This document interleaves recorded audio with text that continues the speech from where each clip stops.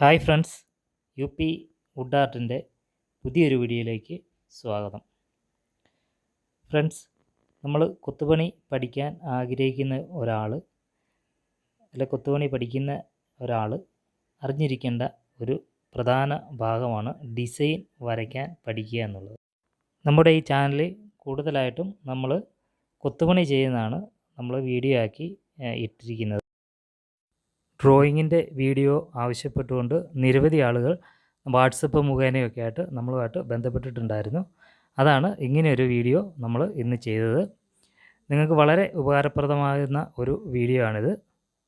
Okay, അറിഞ്ഞിരിക്കേണ്ട ഒരു ഭാഗമാണ് ഈ ഡിസൈൻ വരയ്ക്കുക എന്നുള്ള കാര്യം കൂടെ, എന്നാലേ നമുക്ക് കൊത്തുപണി ചെയ്യാൻ പറ്റത്തുള്ളൂ.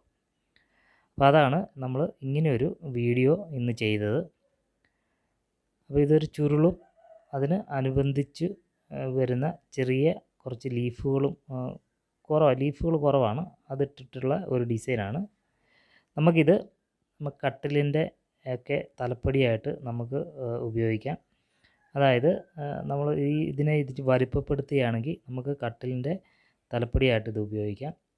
അതുപോലെ തന്നെ ചെയറുകളുടെ തലപ്പടിയായിട്ട് നമുക്ക് ഈ ഒരു ഡിസൈനെ ഉപയോഗിക്കാം. അതുപോലെ ഡോറുകളുടെ മുകൾ വശത്തായിട്ട് പാനൽ ബോർഡായിട്ട് നമുക്ക് ഈ ഡിസൈൻ ഉപയോഗിക്കാം. അപ്പോൾ നമ്മളിത് സിമ്പിളായിട്ടാണ് വരയ്ക്കുന്നത്.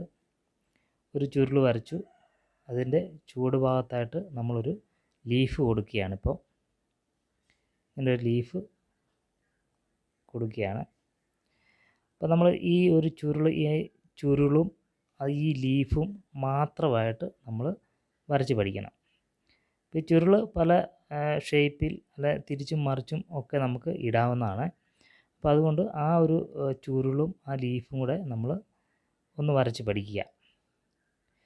കൂടാതെ ഈ ലീഫുകളുടെ ഈ ലീഫുകൾ, ഈ ഇല, ഈ ഒരു ഭാഗം ഇത് നമ്മൾ വരച്ച് പഠിക്കുക. ഇത് നമുക്ക് ഇതുപോലുള്ള ഡിസൈനുകളുടെ സൈഡിൽ മറുപുറവും തിരിച്ചും മറിച്ചുമൊക്കെ ഈ ഒരു ലീഫ് കൊടുക്കാവുന്നതാണ്. അപ്പോൾ നമ്മൾ ഈ 2 ലീഫ് കൊടുത്തിട്ട് നമ്മൾ ഈ ഒരു ഭാഗം നമ്മൾ അവിടെ ഒന്നും കൊടുക്കുന്നില്ല. അവിടെ ഒരു ലൈനൂടെ നമ്മൾ കൊടുക്കുന്നുള്ളൂ, വേറെ ഒന്നും നമ്മൾ അവിടെ കൊടുക്കുന്നില്ല. ഫ്രീ ആയിട്ട് അവിടെ അങ്ങനെ ഇടുകയാണ്. നമ്മൾ കുറച്ച് ഭാഗം തരാമെന്ന് വരച്ചാൽ അതിനൊരു ഭംഗി കിട്ടത്തില്ല. അതുകൊണ്ടാണ് നമ്മളവിടെ കുറച്ച് നീളത്തിരിക്കുന്നത്. ഇതൊരു കീച്ചുളി അടിച്ചിട്ട് മാത്രം ഇട്ടാൽ മതി, അതിനുള്ള വരയാണിത്. ഈ വര കീച്ചുളി അടിച്ച് മാത്രം ഇട്ടാൽ മതി. ഇതുപോലുള്ള ഡ്രോയിങ് വീഡിയോകൾ ഇഷ്ടമായെങ്കിൽ ഒരു കമൻറ്റ് ചെയ്യുക.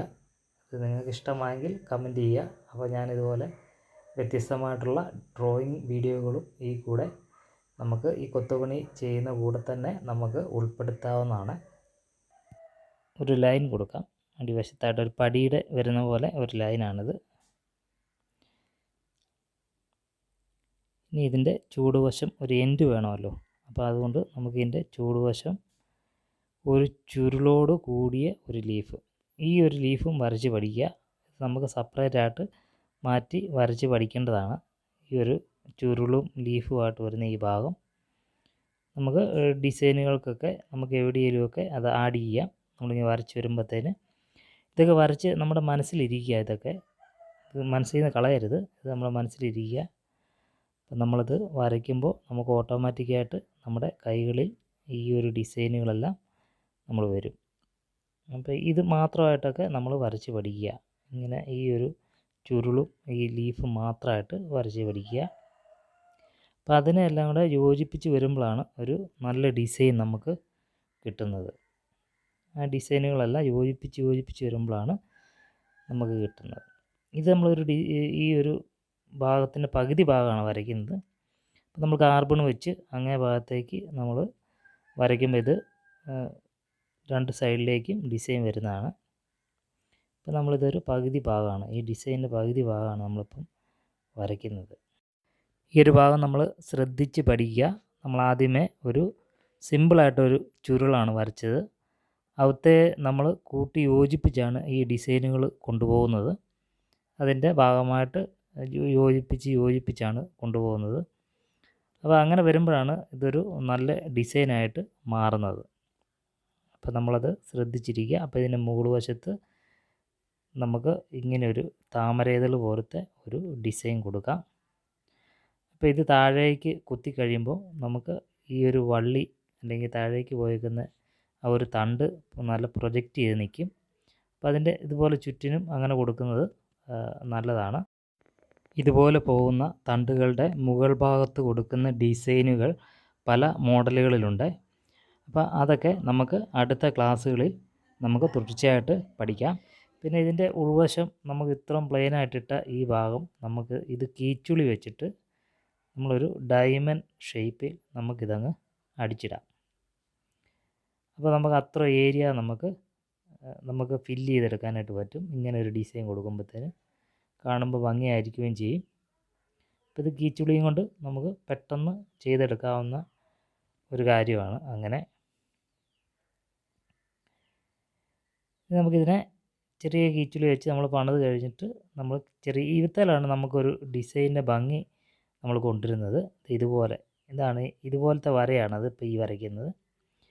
അപ്പോൾ ഇതുപോലെ നമ്മൾ അങ്ങ് ചെറിയ കീച്ചുളിക്ക് അടിക്കുമ്പോഴാണ് ഈ ഒരു വർക്കിൻ്റെ ഭംഗി നമുക്ക് വരുന്നത്. നമ്മൾ കൈ കൊണ്ട് ചെയ്യുമ്പോഴത്തേന് നല്ല ഭംഗിയായിരിക്കും. മെഷീനിലൊക്കെ നമ്മൾ ഇതുപോലത്തെ ചെറിയ കീച്ചുളിയുടെ വർക്ക് അങ്ങനെ കണ്ടിട്ടില്ല. മെഷീൻ അങ്ങനെ അടിക്കാൻ പറ്റുമെന്ന് എനിക്ക് തോന്നുന്നില്ല. അപ്പോൾ നമുക്കിത് കൈ കൊണ്ട് തന്നെ വേണം ഈ ഒരു ചെറിയ കീച്ചുളിയുടെ വർക്ക് ചെയ്യാനായിട്ട്. അതാണ് ഇതുപോലത്തെ ഡിസൈനുകൾക്കൊക്കെ ഒരു ഭംഗി വരുന്നത്. കൈപ്പണിയായിട്ടുള്ള ഒരു ഭംഗി കൊണ്ടുവരുന്ന ഒരു കാര്യം അതാണ്. ഇപ്പോൾ നമ്മൾ ഈ ചെയ്യുന്ന ചെറിയ കീച്ചുളി അടിക്കുന്ന ഒരു ഭാഗങ്ങളാണ് ഈ താമര ഇതൾ. ഇതുപോലത്തെ ഈ ഇതളുകളെല്ലാം നമ്മൾ വ്യത്യസ്തമായിട്ട് ഇതിൻ്റെ ഓരോ പാർട്ട് നമ്മൾ പഠിച്ചിരിക്കണം.